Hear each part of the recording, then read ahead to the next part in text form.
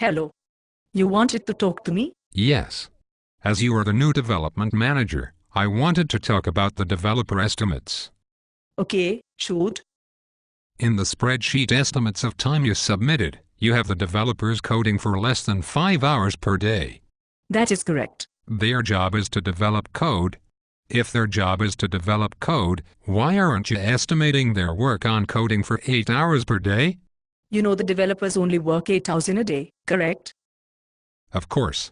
That's why I think you should estimate their coding time as 8 hours per day. You also know that developers have 5 mandatory meetings per week, with 2 on Mondays. Oh, I see. Okay, you can subtract 5 hours from each week and make the estimate that's still around 7 hours per day of coding work. Right? I was also told that developers need to be available for the high priority project a few times a week. Yes. That project is very important. If the project is that important, then I need to estimate time that the developers will be spending on it. But the developers should be able to whip something up quite quickly when the need arises.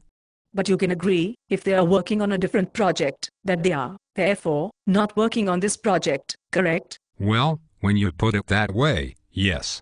Have you heard of transition time? No.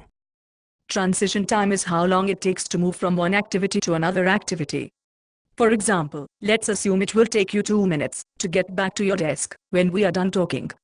Suppose that makes it 1 o'clock. Would you assume that you would work exclusively on your executive summary from 1 o'clock until 4 o'clock? Sure. So from 1 o'clock until 4 o'clock you would not think about our conversation again? 2 minutes after we talk you don't need to write anything down, update the estimates, or otherwise finish this task before you start the next one? I suppose I would. That's transition time. That's just a few minutes. What about your meeting schedule? Say this meeting ends at 1 o'clock and your next meeting starts at 1 o'clock. What about the time it takes to get to your next meeting, let alone prepare for it? But that doesn't take an entire hour out of my day. Transition time adds up. Changing from one task to another can take up to 20 minutes, what with finishing all the notations for the previous task, physically getting to the new task, and being ready and on topic to work on the new task. Your estimates assume a lot of non-productive time as developers switch between tasks, when really, the only task they should be doing is coding. Let's pretend that it's you working on the project. Assume you have only one project to work on. Okay. From 8 a.m., when you arrive to 5 p.m. when you leave, you would not check email? You would ignore people who came to your office to talk? Of course not. And then there are the mandatory meetings, and the unexpected meetings, that are required for the work, not to mention lunch, and, using the bathroom. I think I am beginning to understand. Excellent.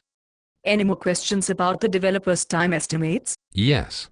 If I cut down mandatory meetings, do you think we could get them back to 8 hours of productive coding work on this project per day? If you increase the workday to 12 hours, then yes. We cannot do that. I didn't think so. Thanks. Goodbye.